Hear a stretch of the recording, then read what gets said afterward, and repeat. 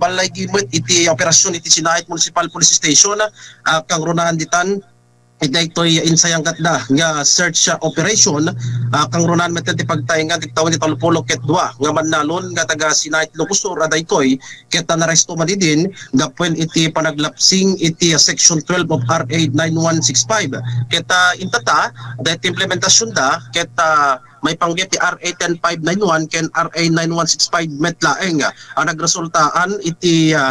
panakasukimat iti pagtaingan na kang runaan maten dito naalakin ko na nga upat nga small heat seal transparent plastic sachet daytoy ket 3.3 gramo ket umabot na iti 22,440 dagiti drug evidence umabot iti may mababot no naala din dagiti drug evidence dati may isang pack iti sigarilyo lighter transparent plastic sachet medium size duwa nga small transparent plastic sachet may isang improvised plastic stroboscope may isang cellphone Realme improvised cracker may isang homemade foldable shotgun dati ket wampong may isang empty shell iti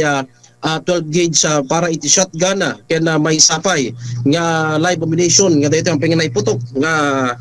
bala para iti 12 gauge shotgun kalpasan garo iti dayta nagpipinirmada kang ruan naman dito black and white ni matakan met digitay mandatory witnesses ket kalpasan da na basan ti Mirandas na ipamedico legal ita ket day sunan ti pagbaludan ket mapilaan dayto iti kaso para panaglabsing ti RA 10591 ken RA 9165 para kapigsan na radyo de Locanja, DWRS Komando Kabarangay Komando 22, Albert Dofredo.